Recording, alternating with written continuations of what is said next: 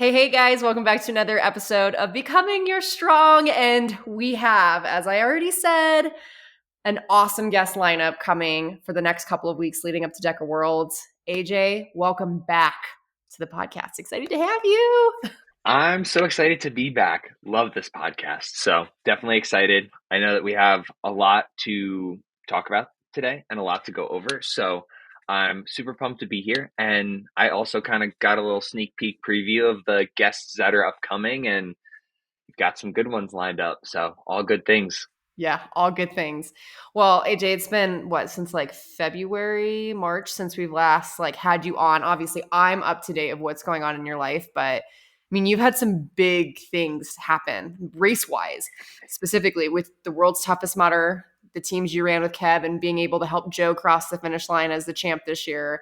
The first 100 miler that you did, you've hit some pretty awesome high rocks individual times. It's some things are clicking, things are moving for you. So just tell the listeners what were some of the big defining moments and some learning lessons maybe that came from the last couple of races? Yeah. So first, of course, I appreciate all the love. Yeah, last time we were on was after the Decade Underdog over my birthday weekend, I believe.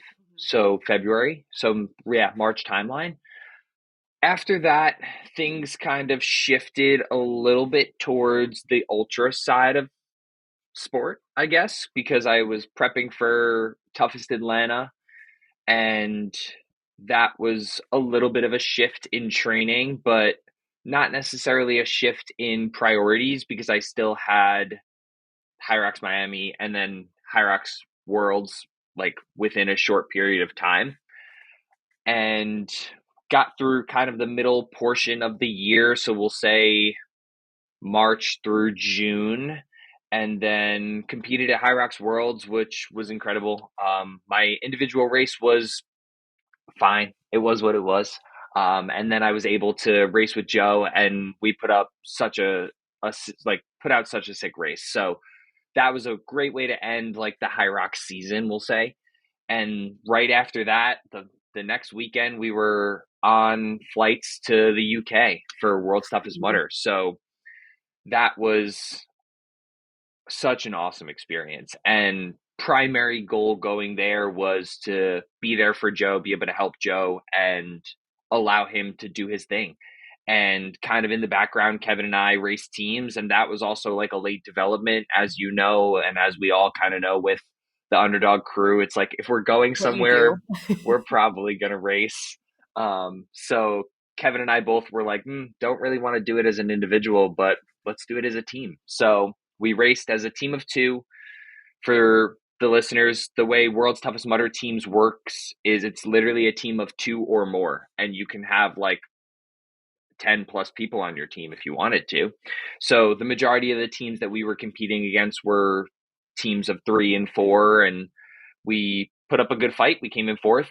We had 110 miles collectively, and we were also able to be like present for Joe's race. So one of us was on the course, but the other one was in the pit area, and then Joe would come through. He would pit between Jess and Anka, and the one of us who was also in the pit area. We took care of Joe, made sure he had what he needed, and was moving along. And just to kind of watch his race unfold in real time was so much different than like stalking a live tracker, which Which is what all I of was us, doing.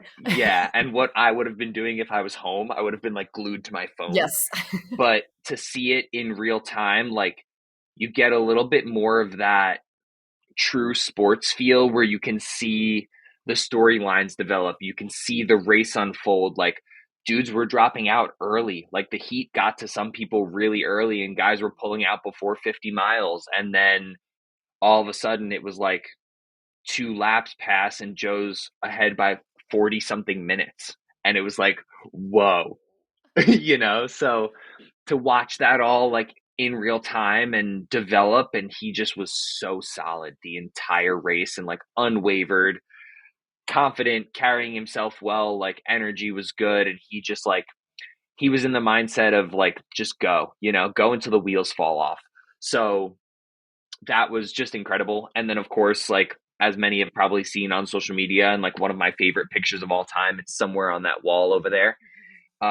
We were able to go out with Joe for his last lap and just shoot the shit and walk around and take that victory lap in, which was an unforgettable moment for like the three of us. So that was amazing. June was such a hectic month with like High Rocks New York, High Rocks Worlds, World's Toughest Mudder, pretty much back to back to back weekends. Then things kind of slowed down a little bit, and I headed into a little bit more of a ultra prep for an 100 miler, which I took on somewhat recently, but along the way was still racing DEKA, still racing High Rocks. And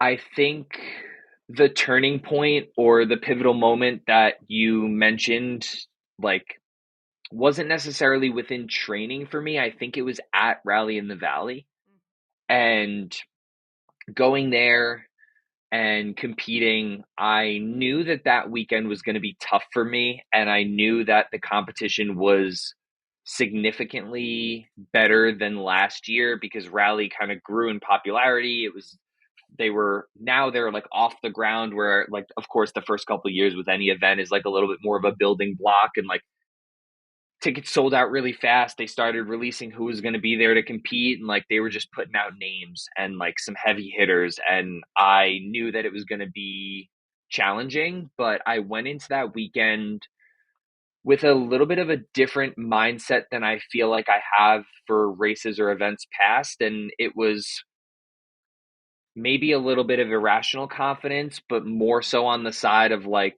I had nothing to lose.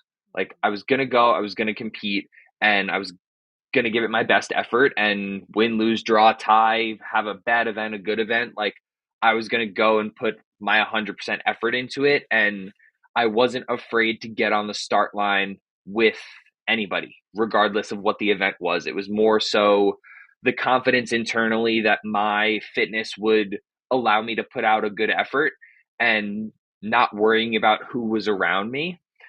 And I think that that was a little bit of an unlock for me because I came out of Rally and I did well at Rally. I took fifth overall and came out of Rally with a little bit more fire to compete again. And I think a lot of, we'll say, the beginning of the year and then at some points in time throughout the year, even though I was racing a lot and competing a lot, there were some lulls within training, but also within competing where I didn't have the same like fire or the same incentive.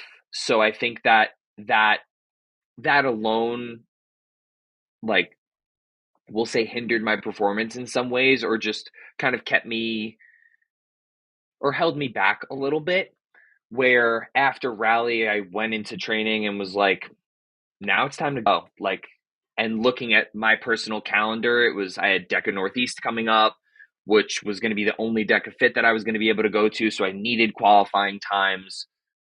The DEKA Last Chance qualifier was coming up right after that, and I needed to move on the leaderboard. And those coming out of Rally with that fire, and then getting into some solid training and stacking a good week and a good set of weeks, like one after the other, I was able to go into those events kind of carrying that momentum from Rally and using that to kind of my advantage within the races of not being afraid and not approaching things with, like, I would say, apprehension or being hesitant, or and just like going for it and seeing what happens. And that unlock mentally helped me perform physically. So along the way, like, hit a DEKA Strong PR, jumped up the leaderboard, Yeah, you did. hit a mile PR, jumped up the leaderboard, did well at DEKA Northeast, put up the times I needed to, and then kind of just kept that momentum going and rolled into High Rocks Boston and hit a mixed doubles PR, qualified for Worlds, hit a men's pro PR as my third race of the weekend. And it was just like the momentum was momentuming, as my friend Megan has Mhm. before. And that's been so incredibly awesome and feels really good because as you know as well, is like we've been dedicating not only this year, but the last 2, and for me, 3 years to Being good. sport and trying to be good and trying to progress. And like, I sent it in our team group chat after Boston because I was like emotional, but in a very positive way about it. Like after I hit my PR in at High Rocks, because I was chasing a men's pro PR for Several races. 1 year and 11 months. My last PR prior to that was in Chicago in 2023. And from that point on, I raced 6 men's pro races and just kind of ran the same time over and over and over again, Mm-hmm. which of course becomes frustrating. And also, you kind of play those mental games of like, am I good enough? Can I improve? Is this my ceiling? Like, what do I do? And I also know I had similar feelings when it came to like the DEKA Strong and the DEKA Mile. I ran 10 DEKA Strongs between 12:10 and 12:20. And it's like, it just gets like so infuriating. So after hitting the PR in Boston, I was, of course, proud of it, but it was also kind of that somewhat cliche of just like not giving up. Like, just keep freaking going. And eventually it will pan out. And along the way, you'll learn things. You'll find different unlocks, whether that's within training, whether that's within nutrition and within mindset. Like, there's different ways that you can unlock human performance. And it's not always just training more or getting in the gym more. There are many other components and external variables. And I know that you preach that to your girls, and I try to preach that to my team too, is like, there are so many different things that we need to do that surround training to also elevate us in the sport. And it's not just as simple as like, well, if I'm not improving, I need to train more. So then trying to train 20 hours a week. It's just not, it doesn't work like that. So finally kind of, we'll say, breaking that glass ceiling and having a few breakthroughs kind of one after the other was a good feeling for me personally, but also I think beneficial for me to be able to share with our community, with my athletes, of like, listen, it sounds cliche and everybody says it, and progress isn't linear and yada yada yada, but like, when you have firsthand examples, like, you just have to keep fighting because it's not going to be exponential all the time. And when we take on new athletes for the first, we'll say, 6 months to maybe even a year, it is very exponential because we're starting from zero. And whether they have an athletic background or not doesn't necessarily matter, but you're going to see measurable, tangible progress like almost every single day. And then they're going to start like breaking into races and getting on the podium and seeing success. And it's like almost kind of like that instant gratification because it's so fresh and so new. It's like a honeymoon phase. But then eventually everybody kind of reaches that point where then you start to fight for seconds, and you're not fighting for minutes, and you're not hitting a 3, 4, 5 minute PR. You're not blowing a race out of the water. It's like, then it becomes a game of, how do I slightly alter something within my race to potentially yield something greater? How do I claw back 2, 3, 4 seconds? I mean, we fight on a global leaderboard all year for seconds. And that becomes, that can become daunting after a while when you're not necessarily seeing anything, we'll say, major when it comes to progress or a PR, but it makes the journey that much more fun to chase, if that makes sense. Absolutely. I mean, I think you highlighted so many golden nuggets, and that alone, I think the biggest thing is just one with the shining example of you fight for seconds when it used to be like, oh man, I'm like chopping off several seconds and several minutes. Like, it's really cool to go through that in your first year. And then the years after that, you're like, when am I ever going to see it? And so I think it paints a picture that everyone goes through it. But like, I wonder if people are taking that beautiful time that they have, and like, let's say the year and 11 months that you went through, to really enjoy the process, to really learn the lessons, to really take those lessons and apply them, to share them outwardly. Like, that's the golden time, I For think, sure. is when you gain all those things and you add them to your toolkit. Then when you finally hit the momentum that you're hitting, I mean, you're able to like tap into something that I think everyone needs, which is trust within themselves. Like, I Yeah. really do believe that that is the difference between the people that are on podiums all the time and the people that are like just wishing that they would be there is one, those people on the podiums all the time, they can tolerate a shit ton of pain. But also Yeah. the fact that like when they get to the pain, they trust themselves. They trust themselves that they're going to be able to pull through to the end. And I know that that's the journey that I'm on right now is like I'm right there on the brink of where I could have a really big 2025 at Yeah. Worlds. And is it going to happen because I have to really tap into here and go to that place that's going to hurt and trust that I can make it through. So it's really cool to see you now kind of on the other side of that and to like hopefully pull the rest of us along into that bubble with you. And I think that that perfectly segues into what we also wanted to talk about, which is like where our headspace is at. We have 3 weeks 3 weeks and some change until we get to be in Florida together. And I feel like we literally just did this and here we are again. Yeah, I know. It's It's just crazy. bananas. Really, So really quick, yes, can I call an audible timeout for the yes, listeners? You texted me on yes, September 29th. I have this text screenshotted and accessible for my brain. And you texted me, it was right after High Rocks Boston. So for the listeners, rally happened, DEKA Last Chance qualifier happened, DEKA Northeast happened, High Rocks Boston happened, and that was kind of like we'll say my peak tear, yeah, for lack of better words. And Kayla texted me on September 29th at 9:21 a.m. and said, "So proud of you, friend," with her classic yellow heart. "You officially broke through the glass ceiling that was holding you back in DEKA and High Rocks. So cool to see you achieve all things, and you are so deserving of."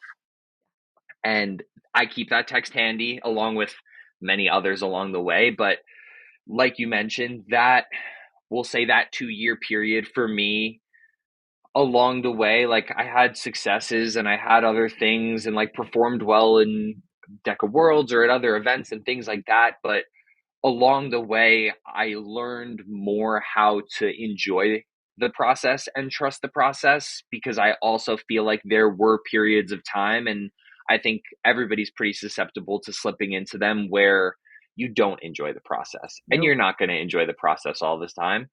And there was definitely a good period of time, I would say, beginning and middle of 2024, like probably January to June, where I just, anytime I thought about a race, it just gave me anxiety. There were definitely training sessions that I left a lot on the table and didn't put like my whole effort into and didn't really maximize the session for what it was supposed to do and just was kind of going through the motions because it was what I was supposed to do.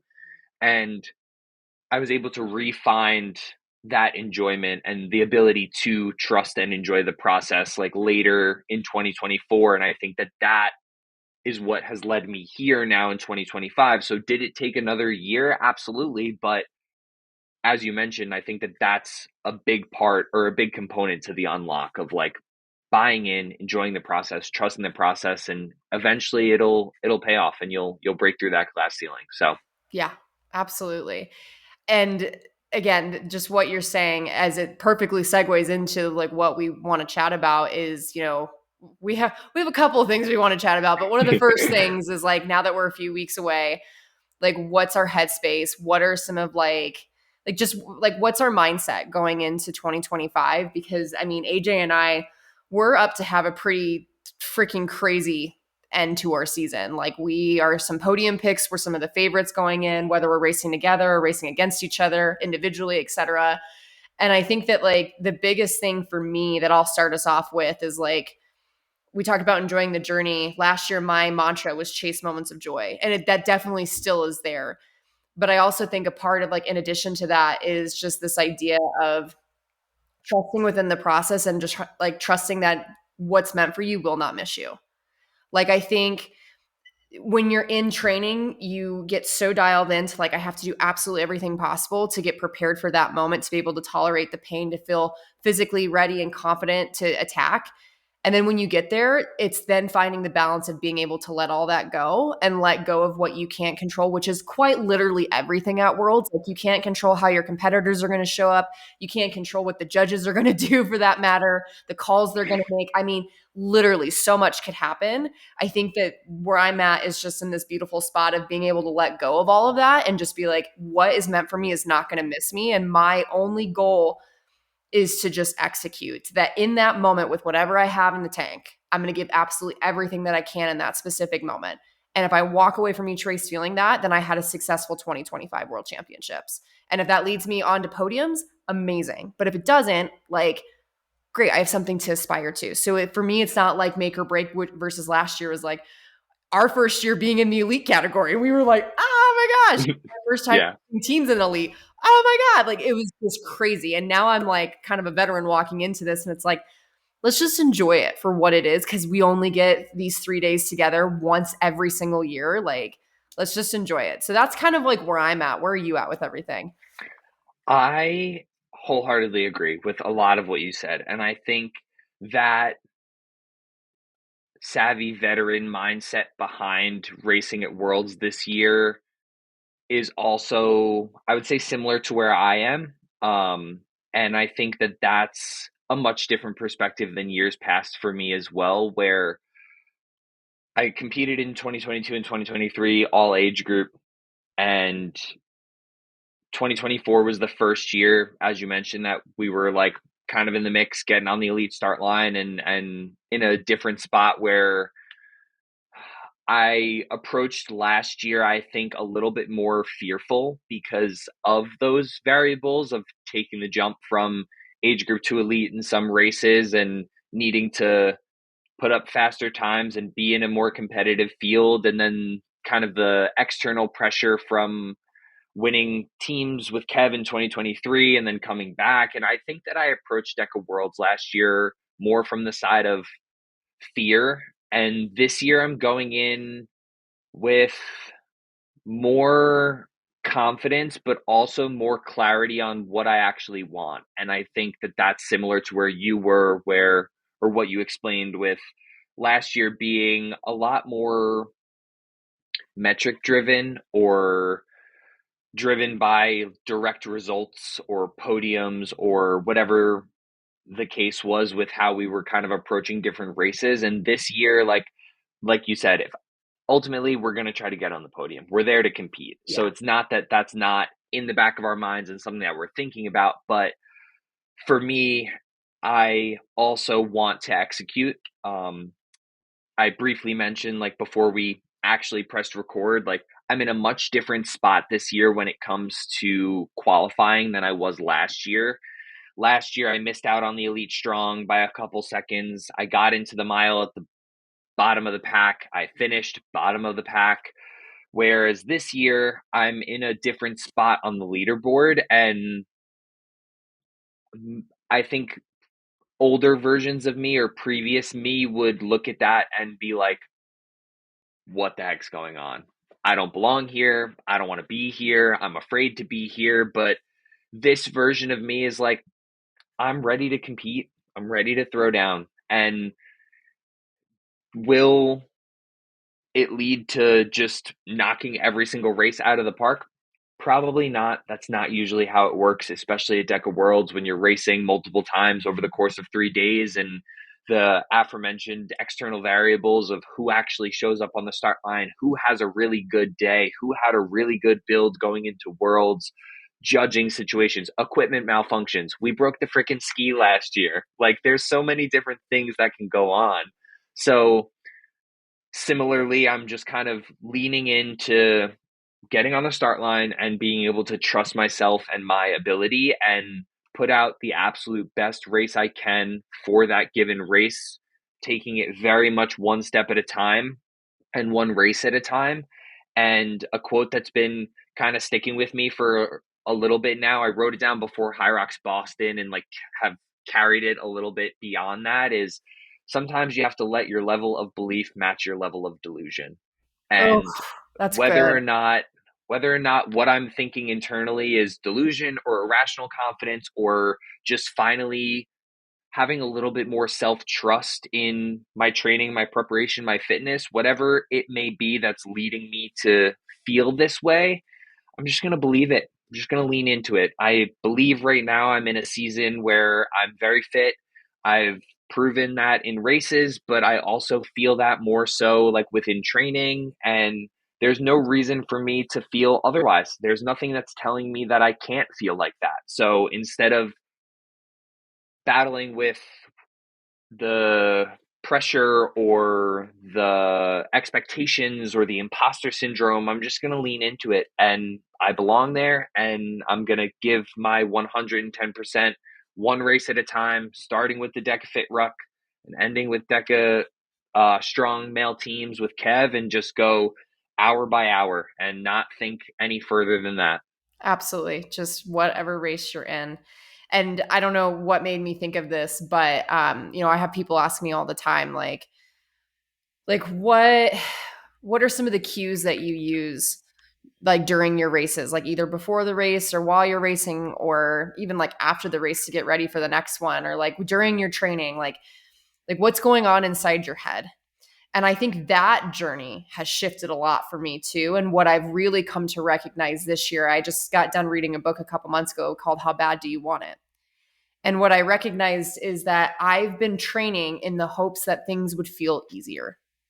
And if they didn't feel easier, it means that I was not fit enough, that I was not ready. And if there's anything that I've learned, it's that that is ass backwards. And it's the better you get, the more it hurts, the faster you go. And the best of the best are just able to tolerate it more. They're able to embrace it. And so now I would say, like, one of the things that's really helped me, especially when we have these nasty threshold sessions where it's just like a few minutes, you got to go into that pain cave, like that's the opportunity right there. That's the moment that matters. And I tell myself, tolerate it, and just immediately it flips a switch in my head of what it's like, oh, like I'm present, I'm here, yes this hurts, but I've been through this and I've gotten to the other side every single time. Tolerate it. And it's just like that has really like freed me. So I don't know if you have anything like that that might be helpful for the listeners, but that came up for me.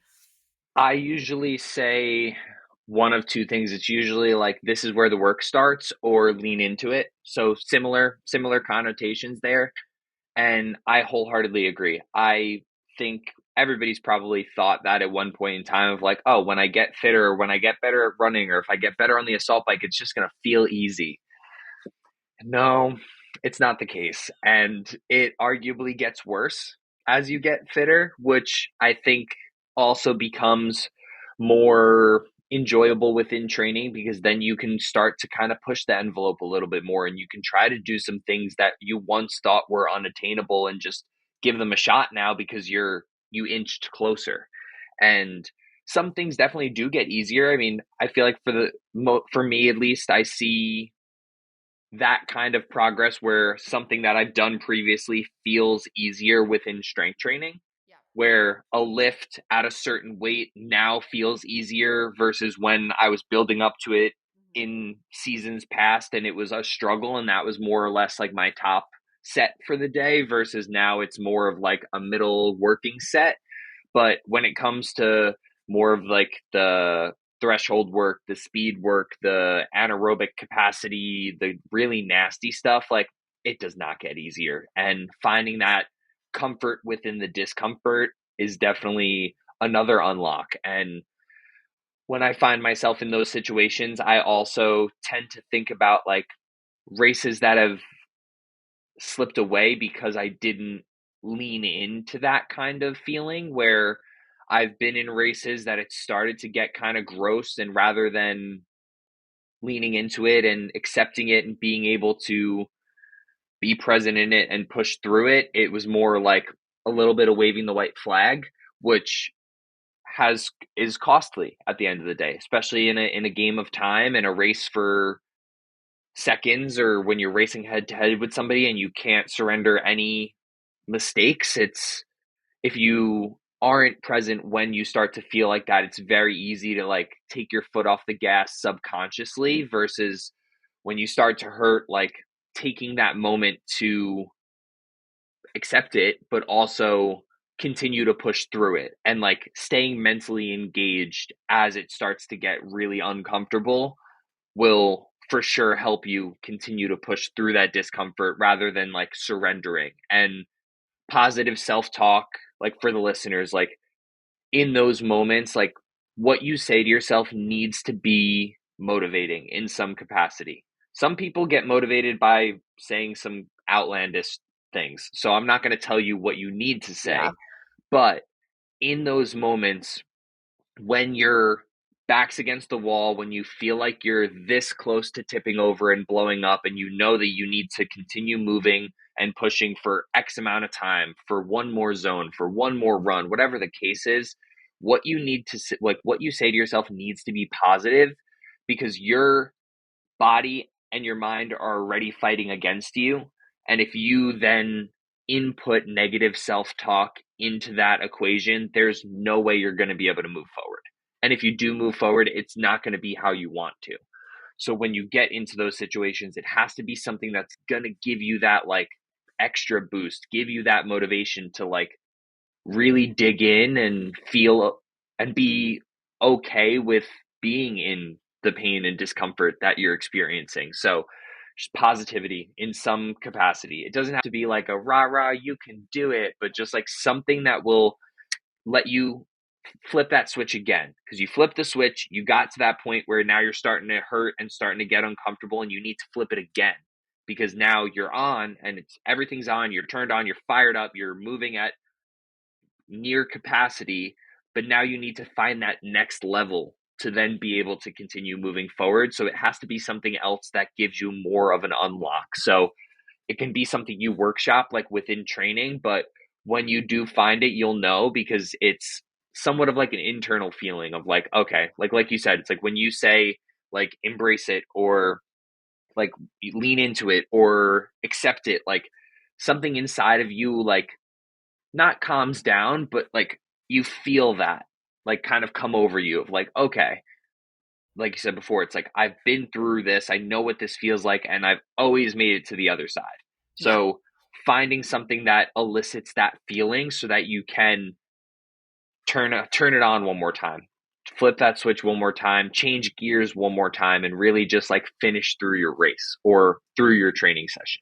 Absolutely. And I think just like we coach people on like test out your race fuel and test out like your what you're going to wear and your race strategy, like test out your cues in your training. Like it should For just be sure. the same protocol. And I also think too like if there's a way for you to do this within your training, just knowing how variable worlds can be and how uncontrollable everything typically is, like have people mess with you. Like I'm dead serious, or mess with yourself. Like get on a broken machine or do something that's like out of the blue, because you have no idea what could happen. And what I'm curious to know is who am I when things get like when things hit the fan? Like we had to do that last year when our ski broke of like, okay, we got to pull out the Superman of AJ and Kayla right now because we have a broken ski. We just have to like keep going. And we still crossed what in sixth or seventh, Yeah. somewhere in that lineup. Like Seventh, I believe. yeah, and we were like at back of the pack because we were like, okay, we have to figure out something else. Like, but I say that like your training shouldn't always be underneath perfect conditions. Your training should have moments where you are forced to adapt, because I can tell you that world championships there's not anything close to perfection whatsoever. And if you don't know who you are outside of perfection, you're going to have a rude awakening. So how can you even like visualize like what if your worst nightmare happens? What's plan B? What are you going to Yeah, do? That's a big deal.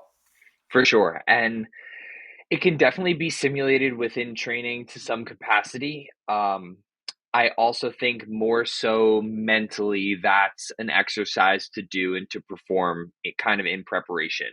You and I both, like you mentioned, we were in it together, and I unfortunately hate to say that I have had my fair share of race debacles that were things that were entirely out of my control. Like our ski, Amber and I's ski broke at High Rocks, Miami. Same thing. One handle, just hacking at the thing. I've had like row foot straps break off. I've fallen off boxes. I've been told rules that weren't rules that I'm getting no reps on when I shouldn't be. And in those moments, we've talked about it a bunch within like our team chat. And I know that a very popular one that we had a really good discussion about kind of as a team was like when you get to the wall balls and high rocks, like not letting your mindset waver and let your wall balls ruin your whole race, and just kind of remaining like keeping that composure and remaining calm. And similarly, if you do have something that goes wrong within your race, that really is that like look in the mirror. It's like, am I going to crumble? Am I going to get mad and scream and yell? Am I going to blow up on somebody? Am I going to start having a bickering match with a judge? Like, who am I when I'm faced with like peak heightened adversity in a stressful situation? And those are the things that mentally you can kind of workshop and visualize in your head, like those scenarios of how you would approach something and run through those scenarios in your head. Like, something that pops into my mind is when you are like rehearsing a fight. Like, you have to tell Mhm. somebody like bad news, or you have to tell somebody something, and you go through your head like what is going to happen, what the exchange is going to be, and who's going to do what, and those kind of things. It's the same premise. Like, you're going to be faced with some shit. How are you going to adapt and overcome, whether you get the response or the scenario that you want, or whether you get something that's completely out of left field? So in training, like Kayla mentioned, it's like force yourself into those uncomfortable things, like stuff that I've done in the past. Like, it's a little bit harder to simulate like a broken machine or something like Yeah. that, but I've set up essentially a scenario where like I like went into the wrong zone or made the wrong transition. So like I'd come off of a run and go one way in the gym to a piece of equipment, but I needed to be on the opposite side of the gym doing something else. And it's like, in that moment, not freaking out because now I've wasted X Yep. amount of time to get from one thing to the other. It's like, okay, I realized I made my mistake. I'm going to haul ass. I'm going to put the pedal to the metal to get to where I need to be, and then settle back in to the race that I want to run, and not letting that moment cause you to do things that are uncharacteristic of yourself. Mhm. If a mistake happens, whether it's self-inflicted or not, or if there's a scenario that goes on with a judge, a piece of equipment, something along those lines, that's not cause for you to completely throw your race out the window and do something that's wildly out of character for how you race. It's getting over or getting through that scenario and then locking right back into what you want to execute, and being able to methodically think about where you're going to try to claw back time, and not just going, well, now I need to death sprint and try to finish this That race. ain't It's like, it. no. So it's like, you make a mistake, something happens, you lost a little bit of time, your race got thrown off a little bit. Like, get back into your groove and then think about where in the race you can make a move. Whether it's, if we're thinking DEKA, whether it's like you're going to have to run a little bit harder, you're going to have to try to drop a little bit of time on your bike or on the tank, and just like find a pocket where you can try to close that gap again, but not going into just a completely unfamiliar scenario and trying to race like somebody who you're not because of one very small variable that impacted your race. Absolutely. Absolutely. And I think that sort of leads us to into like what these next few weeks should look like. Yeah. And I personally am in this space of like, you're not going to move the needle for your fitness very far. In fact, probably not at all. You could get hurt, you could get sick, you could do a lot of other things physically, but really I think the needle is being moved in your headspace and the goals that you're setting and why you're choosing to show up to world championships this year. So like, if there's any recommendation that I should give to people when it comes to where you should be in your prep, it'd be to work on the headspace over working on, I mean, still obviously you're working on the physical things, you're still keeping, loose and you're keeping things dialed, but like this is not a time to be like, let's go do an a million meter tank push like for time. Like, I'm no.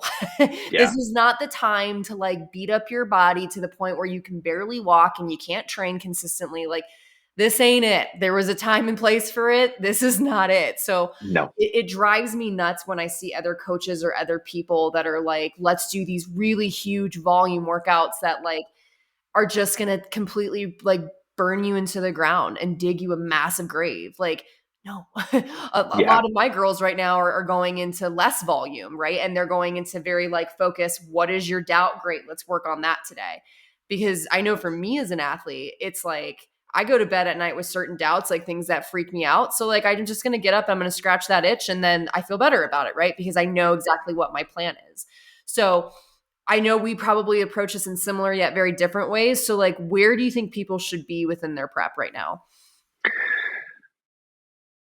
Definitely similar to what you were saying. So I'll preface with that. I think big picture, we have 2 more weeks to capitalize on. Hmm. And what I mean by that is not cramming volume or doing things that are exponentially different from what you have been doing or trying to do more in certain areas, because ultimately, as you mentioned, you can gain some fitness within 2 weeks, but it's not going to be anything that's exponential.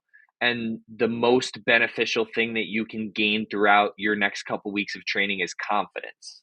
So, similarly, I just recently had like pretty much the mass of my monthly calls the last couple of days and talked to my athletes about how they're feeling and what their headspace is going into DECA Worlds and if there's anything that's coming up as a concern. And the objective for us, both as coaches but as athletes, is to put stuff on the calendar that's intentional Hmm. and specific, that will continue to foster positivity within training and Yes. walking away from training sessions feeling good, whether feeling good being from a mindset perspective. I just did a session the other day. I felt like trash afterwards. So I'm not saying you're going to be like knocking sessions out of the park and Yeah. feeling like $1 million, but like I walked away from it and I was like, okay, that was really good work. And I feel good about doing that. Yes. So similarly to like you said, it's like you wake up, you scratch that itch. And like that's at least what my approach is going to be for myself, but also for my athletes is like over the next 2 weeks, we can still keep training structure very, very similar. Volume will stay within range of what it typically is. We might trim a little bit around the edges, and we're going to try to really make sure that our quality sessions are quality. And the rest of the work will be more of your strength work, your base work, your extra zone work that's like a little bit lower impact, like, and we're Hmm. going to focus on 2 to maybe 3 quality sessions during the week of varying durations. So Yes. like some might be longer, some might be shorter, but just 3 like quality pieces that are placed throughout your week, that those are like our home runs. That's what we want to hit with the most intensity, with the most intention, and walk away from those feeling like all of the fitness that we've been building and stacking from the beginning of the year leading into now is allowing us to feel confident going into DECA Worlds.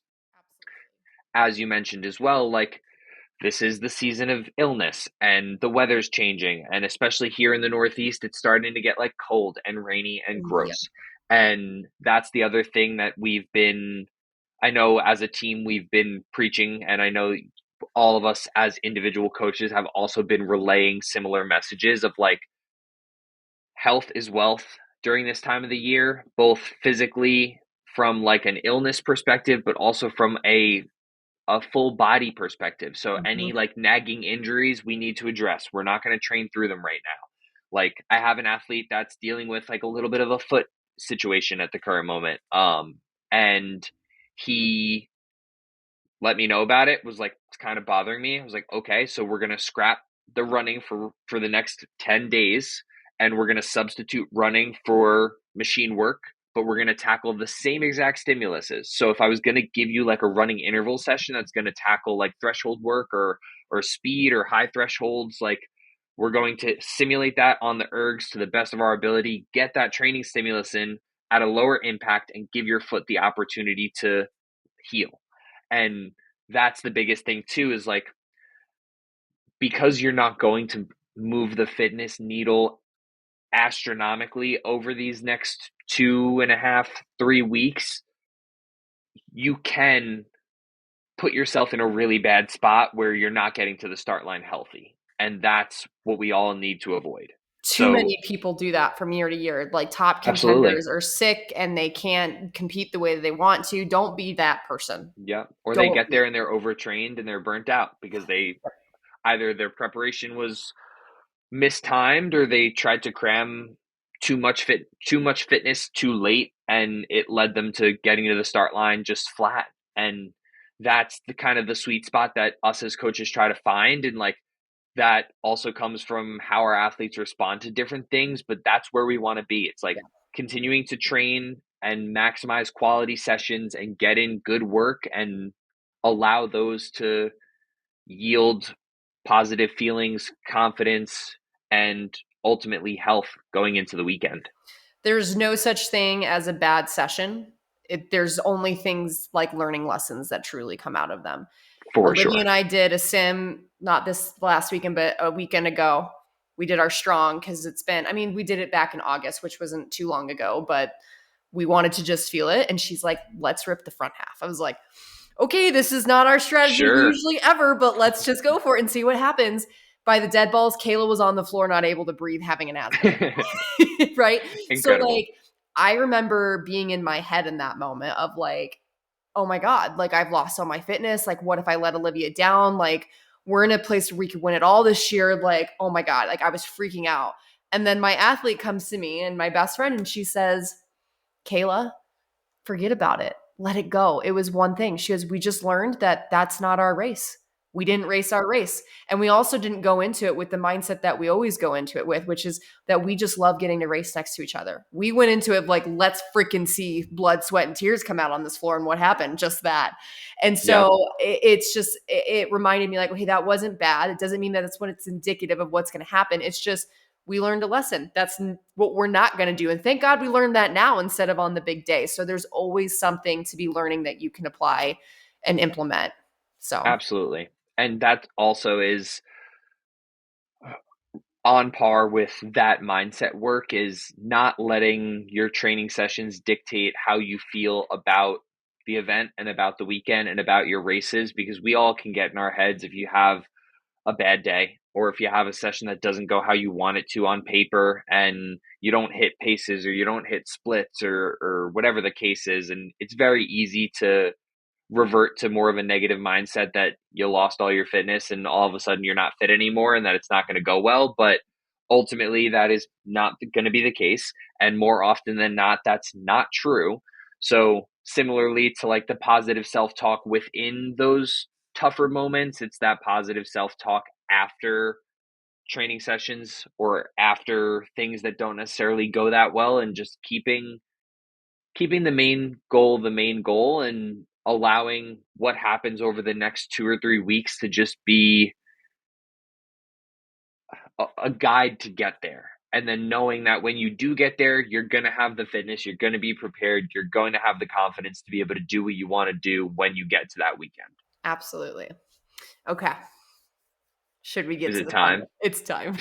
Sick. Yes. I'm so excited. So like we hope that this part has or we hope the podcast so far has been awesome. AJ and I are going to scout the field because I mean, we just enjoy the sport and there's also a lot of really incredible people out there in the sport, especially those that we at least know of that are going to world championships. So I think for me, this is an opportunity for me to shout out some of the people that I'm really excited to share space with and toe the line with. So we're going to scout the field. AJ's got some top picks on the male side individuals. I have some female individual picks, just people to watch out for. And then we're going to go through the teams and talk about some really close matches that are going to happen. So, AJ, why don't you start with some of your top male picks for people to watch out for? Yeah, so for the DEKA Fit this year, my top three picks are in no particular order: Grayson Kilgore, Isaac Sanderson, and Cole Walkington. So good. So, looking at these gentlemen, I mean, of course, knowing them all and have been racing with them or seeing them race over the last couple of years, like Grayson has a 29:37 up on the board for the DEKA Fit, one of very few men that have gone under the 30-minute mark. Isaac has a 30 flat time for his qual time, and Cole has a 30:33. All three of these guys have raced in the fit at DEKA World Championships. Grayson took second last year.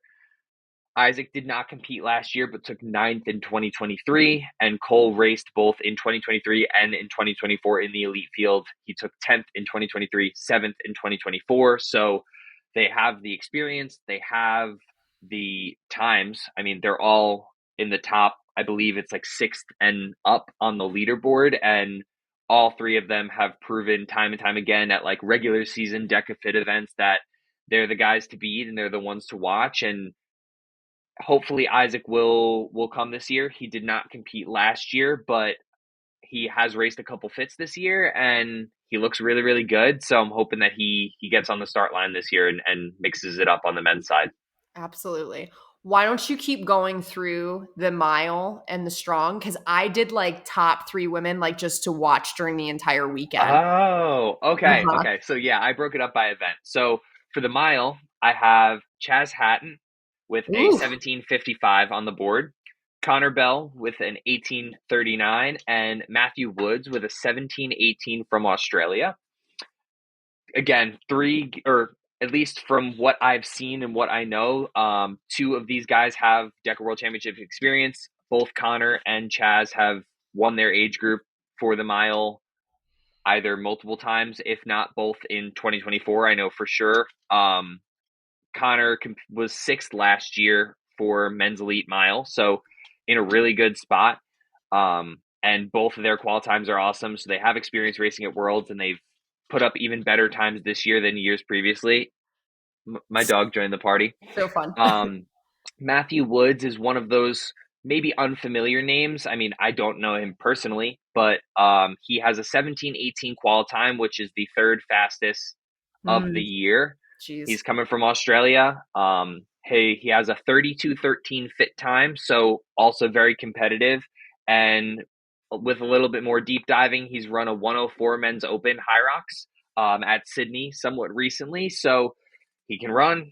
He's fit. He's got times to prove it. So hopefully, if he makes the trip over, he would be somebody that shakes up the field a lot if he does show up, and if he can put up a similar time to his qual time, that would be a ginormous monkey wrench in the field. And then lastly, for the strong, I mean, pretty much all of these are homer picks because a lot of these people, like I know and I have like friendships and relationships with, but probably the biggest homer pick is Kevin. Yeah. Um, for the strong, I have Kevin Gregory with an 11:51, Chris Von Hoff with a 11:53, and Al Walkington with a 12:05. All three of these men have raced the last 2 years at DEKA World Championship in the elite field. Kevin won in 2023, took third in 2024. Chris took second last year in Hmm. 2024. Al took 16th in 2023 and then made a really big jump and took fifth last year. So plenty of elite strong experience, qual times to prove it, and I think all three of these guys could make a really big push, and if not one, multiple of them may end up on the podium for the men's strong. Ooh, I love it. Like there's some familiar names and then there's like some names that are like, oh, I didn't think about that, but your research Yeah, goes to back it up. So I'm excited. I me think that too. you just gave me some new names to look out for when I get on the OCR report and commentate, which will be super Heck yeah. fun. So when I scouted the field, I was thinking of like, okay, just looking across the board for the entire weekend for the elite females across all three disciplines, who are the women that stick out in my mind that I know are going to be like the people that have targets on their back, for lack of a better word. Brooklyn Nichols, I think, is one of the individuals that has a very good shot at being a trifecta podium winner throughout the weekend. Her fitness ever since joining Kilgore coaching has shot through the roof. It's been insane to watch. I think overall, just like her confidence and her trusting within herself and her abilities when she races has also been noticeably different. And what I love about Brooklyn is I remember speaking with her last season, right before the strong.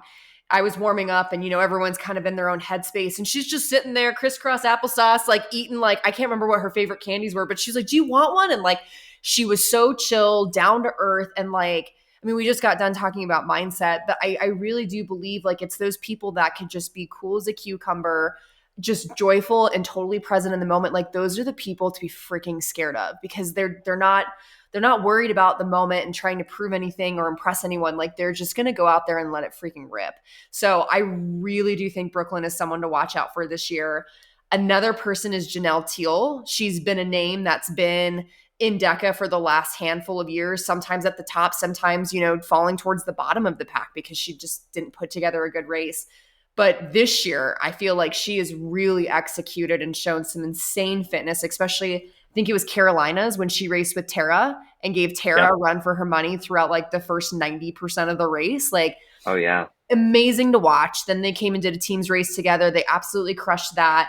I know she's holding the DEKA Atlas world record right now. She's really put in a ton of run volume and is seeing some good stuff within the High Rocks world. So I'm putting her for sure. She's podium in either the fit, the mile, even both. I don't know what the short, snippy, strong fitness is, but I know last year I think she placed like fourth. Yeah, she was in the top 5. She was in the top 5. So she's just a great all around athlete that I think could do really well. And then the last one, she's not a trifecta athlete, but she's racing in the fit and the mile, and that's Kat Fosbender, which I know you're racing with her as a partner. And she may or may not be making an entrance onto the podcast in a couple of weeks, guys. So just Heck get yeah. ready for that. She's super freaking sweet. I have loved recently watching her journey on Instagram, like just her being totally real in herself of like what she's going through and how she's trying to like break away from the corporate world into being a full-time athlete. Like it's just been fun to watch, like, and personally just getting to know her, but getting to race with her in Austin. And I mean, feeling the wind going past me from Oh, yep. girls got some wills. She also has some freaking grit. So I'm just Absolutely. excited to see what she can put together. It'll be fun to watch her race against Lauren Weeks. We all know she's probably the favorite to win the fit this year once again, just because of how well she runs and how hard she runs off the get-go. But I know Kat will probably be right there on her heels. And the mile, like, I wouldn't be shocked if Kat takes it all, honestly. Like, I think she's a really good pick for that one. So I'm excited for those 3 girls and to get the chance to not only watch them and see what happens, but get to toe the line with a couple of them. Yeah, and I wholeheartedly agree with all 3 of those picks. If I was assessing the women's field, those 3 women would definitely be on my list as well. It just so happens that 2 of them are Your my race partner, partners. yeah. So I raced with Brooklyn last year for Fit Coed, and I'm racing with Kat this year for the Elite Mile. So they're definitely dangerous. And I think watching all 3 of them, like their ascension to where they are now, has been really cool. From like Yeah.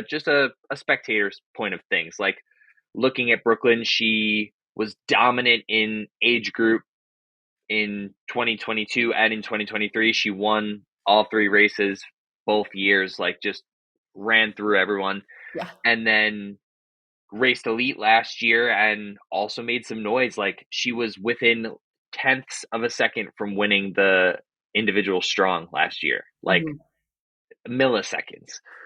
Similarly with Janelle, like now at first she was cracking into the elite field, and now it's like she has legit podium potential every time she gets on the start line, and has proven that she can race with the best of them and can run with the best of them as well. And she's not afraid to battle, and she sticks her nose right into like the thick of it and is Yeah. just willing to go. Like I remember last year she was leading the mile for, I want to say, all the way through the ski, and kind of like the chatter in the background was like, oh, like is she going out too hot? Like, can she hold this pace? Can she hang on? And like, she Nope. ran a phenomenal race and was not afraid to like essentially take it to Tara, who was the previous year's world champion. So like, went for it, you know. And similarly with Kat, like everything that you mentioned, she's not afraid of anybody. She'll race anybody. Yeah. And she's proven now, both in the DEKA and in the High Rock space, that she can compete with anybody and she can win. Like she just won God, that was so the cool. overall women's race in Atlanta 2 weeks ago and put up like a 102.50 or something like that. So That's she's fit, she's ready, and she's going to make some noise. gotta make some noise. Okay. Now let's try and attack this team. So we are going to talk Where to through, begin? obviously, we're going to just be talking through the elite teams because we have no idea who's racing age group, and this podcast would go on for several hours if we tried to even do that. But let's start off with fit co-ed teams. I will just say overall with the fit teams, we have a lot of international presence. So Yes, I think this one, this whole category is going to be a pretty large shakeup because we don't know A, who's coming over, and B, like we don't know who some of these we names don't know who they are. are. Yeah. So I think you and I will probably speak mostly on some of the Americans because that's all we really know of. But I think overall for the co-ed, I think, you have your standard Kevin and Lauren that are a top pick. Same with Katie and Grayson, and then Tanya and Ator. I think Tanya, she's, I think, competing in 6 races this year, I think is what she posted. She was new to the scene, I think, last year.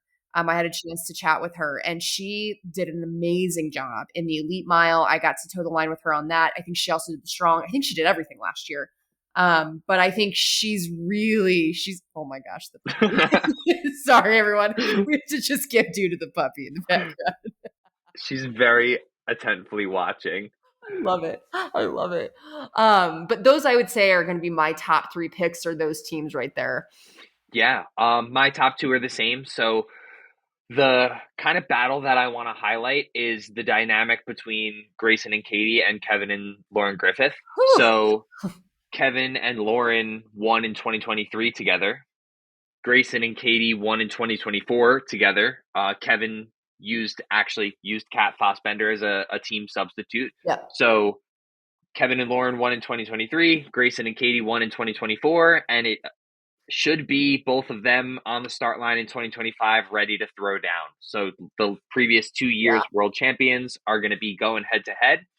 The other team outside of the one that you mentioned that I would like to mention is the team that currently has the 4th time on the global leaderboard. It's Munsta and Alphonse. Okay. That was the team that Brooklyn and I found ourselves in a literal barn burner with last year. Where if anybody goes back and watches the co-ed live stream of fit teams from last year, we could not get away from them. And just when we thought we separated a little bit, they were right there. And like there were more zones than not that we were leaving literally at the exact same time. Jeez. And Brooklyn and I were able to make our move late in the race, kind of at the tank, but we battled with them viciously the entire race. So if they're coming back, they're very fit. They were within striking distance of the podium last year, so they are definitely going to be dangerous again. Yeah, for sure. Moving on to the male fit teams. Again, a lot of Spaniard teams is what it looks like. You have the Walkingtons, which I feel like are such dark horses. They were dark horses last year, so it'd be cool to see what they did. Yeah, do this year. Kevin and Connor, who I think they just didn't execute the way that they wanted to last year. I think that was their downfall. So it'll be cool to see what they can do for redemption this year. And then you have you and Joe right there in the top 5. So tell me about the male team, sir. Yeah, well, the first thing that I do want to mention is a slight discrepancy with that Walkington team. It's not Cole and Al, it's Cole and John. So it's Cole and his dad, So fun. which is so sick. And John is so fit. So they're going to be very, very dangerous. They race together at Midwest.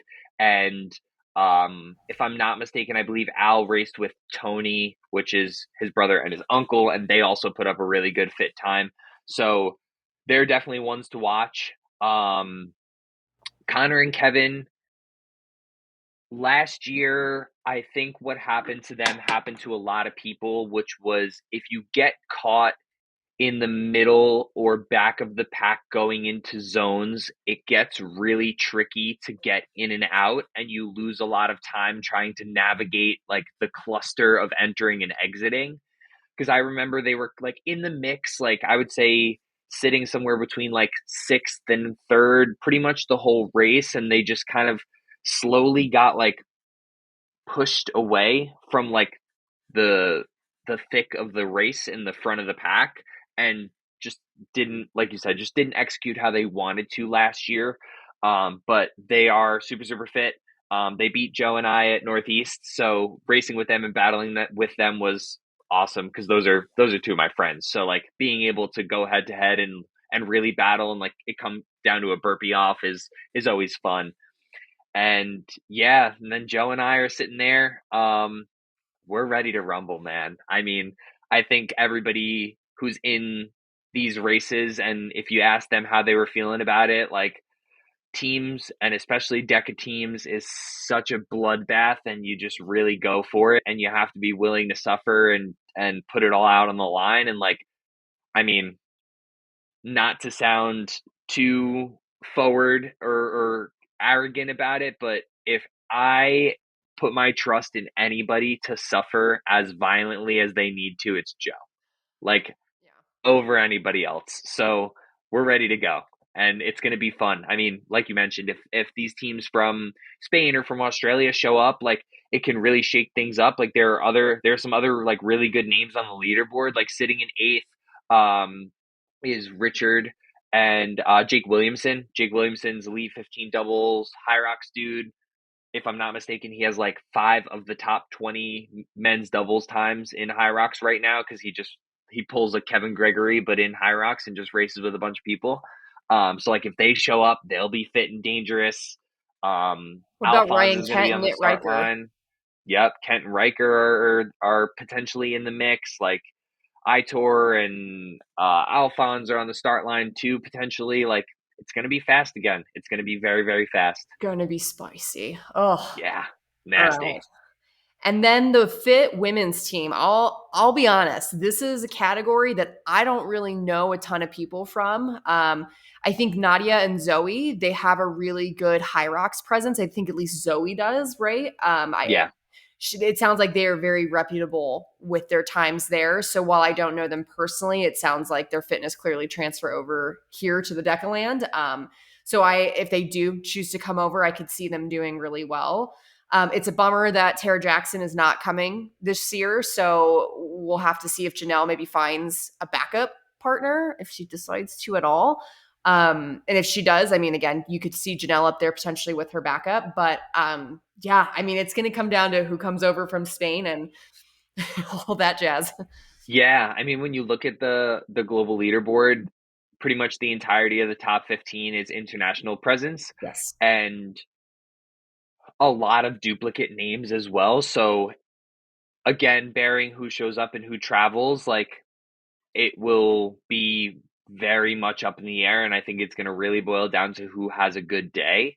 And I think for the potential podium for the women's side of things, you're going to have to look a little bit down the leaderboard and see a team that's in that like 16 to 25 range and see if they'll be able to give it a go. Like, I mean, down on that leaderboard is Julie Best and Allie Tippett, who have raced really well, Yeah, I got to and see them race. their time's not too far off from the top 15. So if they have a really good day, that could be a possibility. Like, yeah, I think it'll really boil down to who shows up and who's ready to race. But I would like to see, and similarly to like what we've mentioned in the past, like in speaking about it, it's like, I would love for more international presence within DEKA. And High Rocks, like, you can go to events right now, and like, there are chances that people are traveling a little bit more, so where you can see some international competition at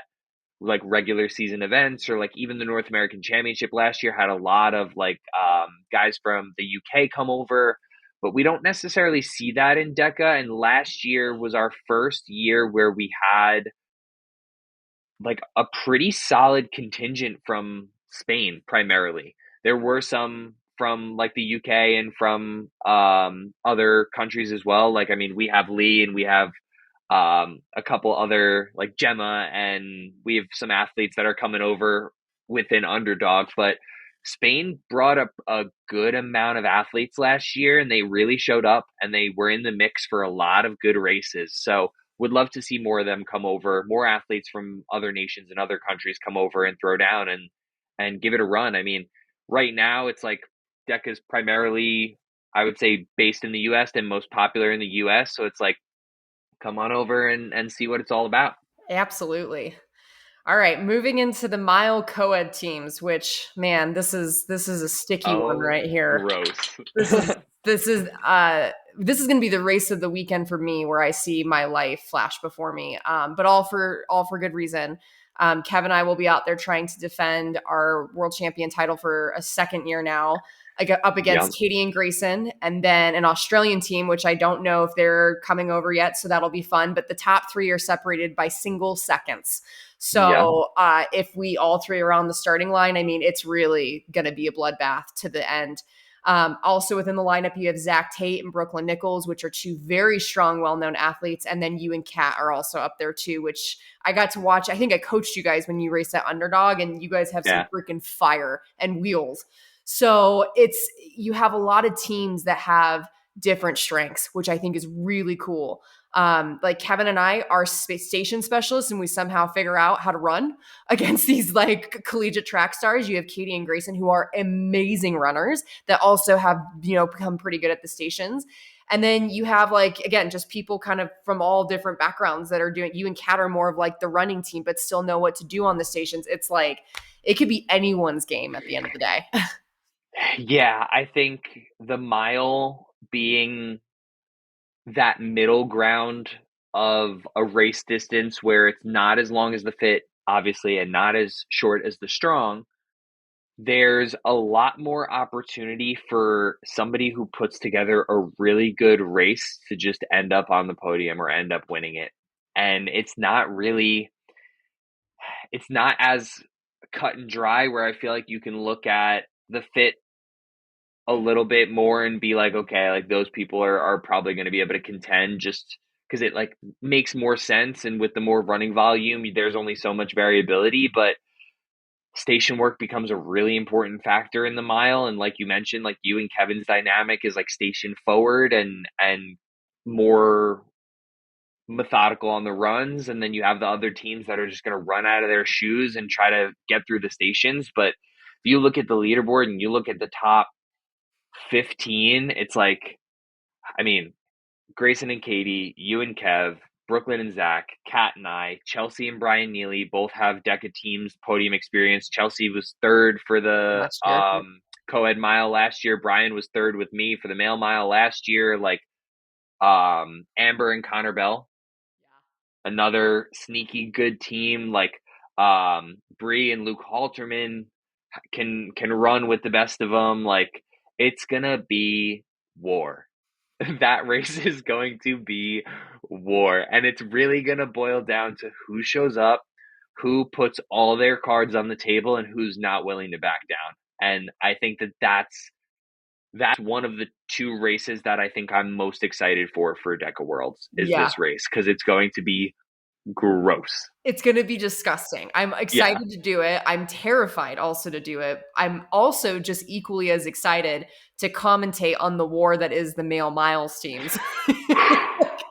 So we have Sam and Kevin with a really solid time. Yeah. And then Brian Neely and Zach Tate, another Greek. I don't know if, do you know if they're teaming up by chance? They are. Okay. And then Yeah. you and Joe are right up in there too. So, because you've got the males teams probably all dialed in. Tell me about what you're thinking there. What I'm thinking there is that it'll probably be a very similar showing to last year where qual times do not matter to the extent of anybody can end up on the podium within the top, I would say top 8 on the global leaderboard. Like obviously Kevin and Sam have the current fastest time. I don't necessarily know if it's a record or not. I feel like they're Magida and Eric Williams might have had a faster mile time, but regardless, they're the only team under 14 minutes. Um, Brian and Zach have a wicked fast time. I raced with Brian last year. We got on the podium. Kevin raced with Zach last year. I think they were fifth or sixth. Oh no, they won. They were second for a mile. Sorry, I thought brain fart. So like two out of the top 4 teams have podium pairs that split off and are now running with new partners. Which is fun. Um, Connor Bell and Pat Millington is going to be dangerous. Pat was on the podium with Chelsea for co-ed mile, and Connor Bell and Jamie Goodman have run very, very good mile times in the men's field. The Walkingtons are back again. They're the defending champions, so their qual time, like they're not gonna end up where they are on the leaderboard right now. I'll tell you that for sure. So it's like again another race that's going to be who shows up and who puts it together. Like Last year, pretty much it shook out how you thought it would, where the teams that are more, we'll say, better on foot got out hot early and tried to essentially run away, and then got hawked down a little bit by some of the teams that are a little bit more patient and can prioritize station work and capitalize on the back half. And like the Walkingtons led pretty much tape to tape in that race, and it was awesome to see and also race against. Brian and I, and then Kevin and Zach played a little leapfrog back and forth throughout the race, and like we ran entirely different races. Like, and as you mentioned with the co-eds, like similarly on the male side, like using last year as an example, Brian and I split everything. It's very blue collar. Neither of us are better at one thing than the other. It's just we split literally everything and we just try to run as fast as we can. Yep. And then you look at like a Kevin and Zach type, and they're going to really go hard in the stations, and their strong time is probably going to be like 8 minutes total. Like, and they're just going to be conserve, like they're going to conserve on the runs, like a controlled chaos out there, and then really go to work in the stations. And the dynamic for a lot of these teams is different, where Kevin and Sam are a little bit of a mix of that. Brian and Zach are also going to be a little bit of a mix of that. Joe and I are very like blue collar. Alan Cole are very blue collar. Like, it's going to be very interesting to see how it shakes out. But that's another race that's going to be a barn burner. Yeah. Fun to watch. Fun I to watch. honestly Fun to be a think part of. I think the co-ed and the male mile teams are going to be two of the most exciting teams out of all the teams races, just based I off of the agree. lineup. So that'll be really cool. And finishing off with the female teams, again, we've got a lot of other names that I'm just personally not familiar with, but you have Nadia and Zoe again up there at the top. So hopefully they come over. A team that I'm really rooting for, and I think mostly just because I know that these two gals have been in the thick of it between injuries and just life circumstances and haven't been able to like maybe do the things that they've wanted to do this year, is Amber and Chelsea. I would love No to doubt. absolutely see them put together a really good race and see a podium spot for the mile female teams. Absolutely. Yeah. So, Absolutely. My only other pick is it's got to be a little bit of a homer pick. I mean, Chrissy and Caitlin, oh they're yeah. they're sitting in eighth right now in terms of qual time. Looking at the leaderboard, there's a Chelsea and Amber duplicate which will fall off. We're not sure if the Australian team's going to come. I'm could say pretty certainly that Marissa is not going to find a replacement partner for Tara. I'm not sure if many of the HHT crew is going to be present at DEKA Worlds this year, so I think that that team will end up falling off the leaderboard as well. And then when you look at it, it's that puts them in fourth. Yeah. And Chrissy and Caitlin raced once this year together. They threw it together at Underdog last minute. They both were just like, we'll figure it out. And they put up one of the fastest times this year. So that's exciting to me. And then, of course, another homer pick. I mean, we're here and I'm going to do it. It's Lee. Lee down in 12. Yeah.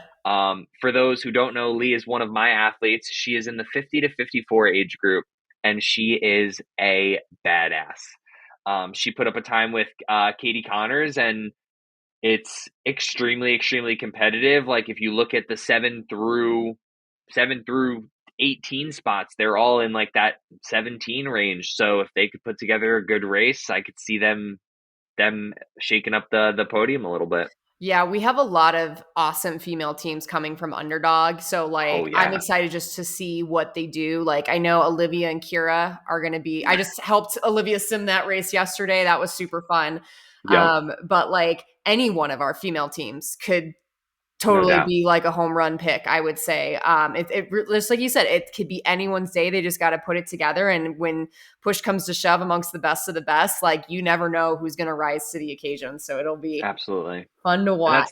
that's the beauty about the mile is I think that it really truly is anybody's race at any given time, because it you could approach it and attack it so many different ways and it could be successful that it's not as surefire of a pick every time. Like, who knows? There could be a team that's sitting in like 12th or 13th that just puts it together on the right day. It's like the qual times are close and it's a game of seconds. So it'll Yep. be very fun to watch across the Yeah. board for the mile. Speaking game of seconds, we're in the strong category, and this is where it is quite literally going to come down to the seconds. So Stress. stress. So your co-ed teams, I mean, you have your returning champs, Kevin and Amber, which is always a top pick. You have a new name. Actually, I don't personally know them. I don't know if you know them, but Angelica Garcia and Ryan Castillo. Do you know them? They're back in action. They're back in action. They, if Okay. I'm not mistaken, they took third in 2023 for co-ed strong team.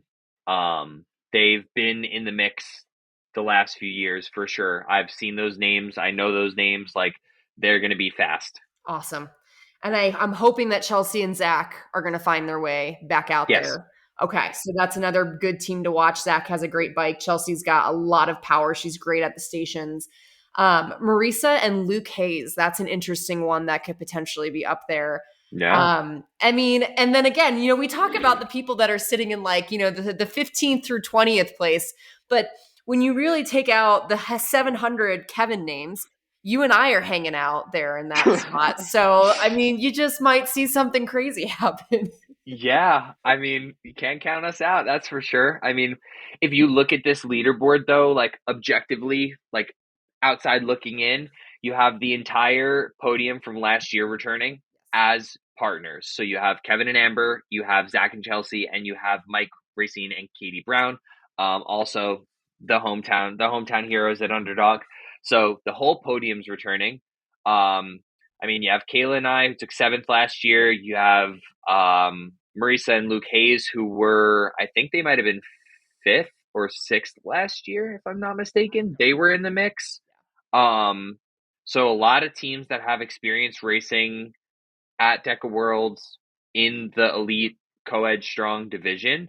And like Kayla mentioned, it really is a game of seconds. Like last year, we watched that race, or I at least like watching it back, you see the race develop, and all of a sudden, like me personally, I did not see Mike and Katie. Mm-mm. I didn't see Mike and Katie, and then all of a sudden they spit out of the burpees and they took third. And like the whole race, my eyes weren't on them. They weren't necessarily like leading the charge, or they weren't in the mix of like those top few teams. And then all of a sudden, like they put together a really good like tank burpee section and ended up on the podium. So like it really is a game of seconds, and there's at least 7 or 8 teams that are returning from last year that are going to be able to really throw down. So Absolutely. of course it's highlighted or spearheaded with the returning champs and the defending champs from the last 2 years, being Kevin and Amber, but similarly to like we've seen in the strong races both on the individual side and on the team side, like it's anybody's game, man. Yep. All it takes is one move to really shake up everything. Except for it's not anyone's game in the strong males team because obviously you and Kevin are going to win again. I know, I'm totally kidding. Yeah, fingers crossed. I mean, I would say the men's strong field looks much different this Yeah. year. So, looking at the leaderboard and kind of loosely thinking about who was on the start line last year, like there are none of the same teams. The only one that pops into my mind, which was like the team that I chose to highlight, was Connor Bell and Jamie Goodman. They're sitting in a lower qual spot right now, but I mean, if you take out the Kevin duplicates, I think they'd wind up being somewhere in like the 8 through 10 range. But they finished third both in 2023 and in 2024. And if anybody else remembers, they had a catastrophe. So this is what a full circle moment for this podcast. Yeah. Jamie starts to do his lunges and the ram slides off his back and rolls away. Rolls down the convention center, just runs away from him. So you see Jamie run and go and pick up the ram and then have to Get bring it out of back to here. start doing his lunges on the mat. They lost probably a good 8 to 10 seconds. And in the strong, especially for teams, that could be a nail in the coffin. And then you just watch them slowly but surely, methodically claw their way back. And then similarly to Mike and Katie, it's like that you didn't see them until they were running across the finish line and they were taken third. So they've shown and proven that they can get on the podium for elite male teams. So if they're back in action again, that's a team that you cannot count out and you cannot discredit. Like, they've been on the podium the last 2 years. Um, the other teams that stick out to me that are very interesting and that I think can really shake things up is Cole and Tony. Yep, So same. that's Cole and his uncle. The Walkington family tree is so interesting, but that's Cole and his uncle Tony, and that's a wicked qual time, and they're both very, very fit. Like, Cole's racing all three races elite. Tony has really good elite teams times. I believe he's racing all three races elite, if I'm not mistaken, or at least he's racing fit and strong. So super fit, very capable. And I mean, we've learned time and time again, you can't count out a Walkington. So that's for sure a team to watch. And then I guess another homer pick is Mike and Zach. Yeah. Mike and Zach are going to be dangerous. You cannot count them out either. I mean, we just spoke about both of them getting on the podium in multiple teams races. Mike for the co-ed strong, Zach for the male mile and the co-ed strong. They have a wealth of experience racing elite teams at DEKA Worlds. They both could drop a monstrous bike if they really need to. So it'll be very interesting to see how they split their race up and what the dynamic is. And then if that'll yield a positive result at Worlds. So the men's strong field is much different comparatively, like looking at it year after year, and there are not many duplicate names, but it'll be another battle. I mean, even looking at the last 2 years, like 2023, Kevin and I were in a barn burner with Ryan Geiger and Adam Hawes until the very end. And last year, Tim Ovidal and I cannot remember his name off the top of my head, but they gave us one hell of a race where we, coming out of the ski, we weren't leading, and going into the burpees, we weren't leading, and it came down to the burpees. So I think it'll play out similarly this year. There are teams that are capable to push and to win, and it'll all come down to who shows up and who's ready to rock and roll. Yeah, and I think that brings us to the final, which is the strong female. And this is Oh, this is the one of the weekend. I mean, I'm very excited to race with you, race with Kevin. This is the one that, like, bring hell or high water, you're gonna I watch have a nothing different nice to version say. of me come out. And it has nothing to do with like the fact that Olivia and I have broken the world record twice this year. It's been the I love that woman to the freaking moon and back, and there's no one that I love racing with more. And so, like, this is an opportunity for her and I to get what's ours, but just again really enjoy the moment. So we are the top seed by like 10 whopping seconds, but again, we also know that we've done it on a very tight course, and some of these other athletes could have done it on less of a tight course. And so those seconds that we have on them might just be a course thing. I really do think, I think last year the female podium got really shaken up. I mean, Tara and Michaela were a very, very obvious top pick because they're very powerful athletes. But second through like fifth was based off of what judges called no reps and who didn't. Like, there was a lot of debacle around like, should the second place team have even gotten on the podium because their burpee reps weren't there.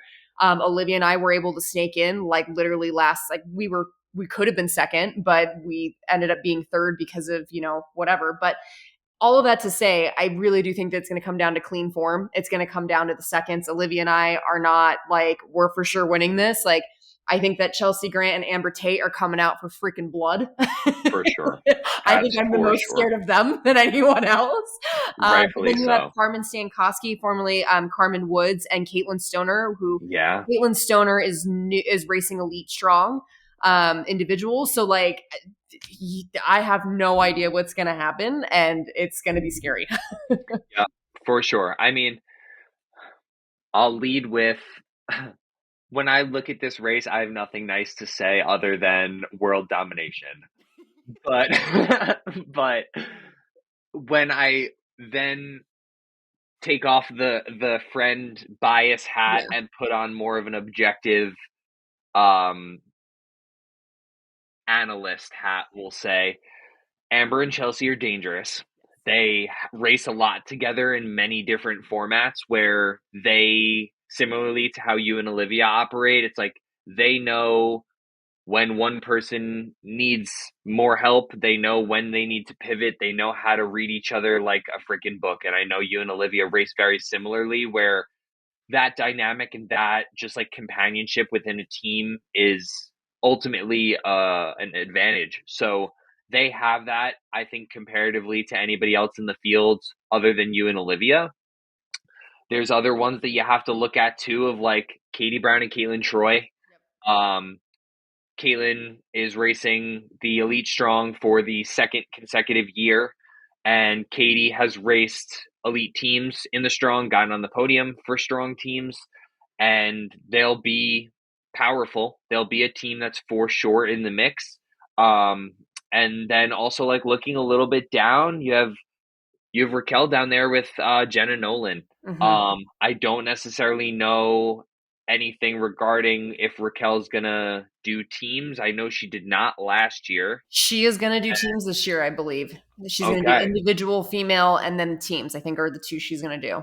awesome. Okay, so yes, I mean, looking at it from if we're looking at pound for pound comparisons, like Raquel has one of the faster women's strong times and can lead the charge with that team. And if Jenna's able to pull her weight in that regard, like that could be a dangerous team where a sneaky 17th place on the leaderboard at the current moment ends up being somebody who's in the mix for a top five or pushes for the podium. So, I mean, I think that there's two teams at the top, and then the rest is going to be who puts together a really good day, in my personal opinion. The last team that I'll mention is Zen, or not Zen, sorry, Sen and Valeria. Those are the two girls that took second last year, and they've been on the podium for the last 3 years in a Oh row. yes, So they've had not like the most impressive seed times, but they've always found their way into the top three. So yeah, yeah, I mean, you really can't go into any of these races feeling comfortable and confident. Like you have no, to just like take it station by station and give what you have in that moment, and not be like, oh, we're ahead, we've got this in the bag. Like you never know who's going to sneak up on you and light that final match. So you got to just put pedal to the freaking metal. absolutely. Especially with strong teams, it's like you mentioned before, it's clean reps, it's no mistakes, and it's just flawless transitions, and that's what's going to end up winning you the race. Like, and it'll be who puts it together on that given day and who shows up ready to absolutely burn it to the ground. And I know we're both in these races that we've been talking about, so we've been very objective and looking at it more from the side of appreciating the sport and appreciating all the athletes within it and like all the incredible people that we're able to line up and race against. And I'm very, very excited for teams this year because I think it's going to be incredibly fun for that reason. And I also am sitting here knowing like I'm ready to rock and roll. Like I'll let you know that. I've been texting Joe. It was like a TikTok trend that circulated or an audio that circulated of a NASCAR driver that he's like gonna ride the entirety of the wall to try to make a pass, and it's like his intercom audio, and he's like, well, I'm just gonna put my foot down, and I'm not lifting it up until I see God or a checkered flag. And like that's the vibe right now. It's like God or checkered flag. Like I'm I'm willing I'm willing to die. So that's how I feel about these races. And I know that a lot of people are on the same wave, and teams is going to be pretty gnarly this year. And I Dude, can't wait. like cut scene. That's the way to end the podcast right there. God or checkered flag. God or checkered flag. I'm putting my foot on the gas and I'm not picking it up until I see God or a checkered flag. I think that's And that's it. that. That's it. Well, AJ, it's been an amazing hour and a half. Thank you to any listeners that have stayed with us for this long. I'm sure there's been a handful for people that are nerds like us that like to analyze the field, but I'm so excited to see you in a few weeks and to throw down I and watch can't it all wait. come to play. It's gonna be great.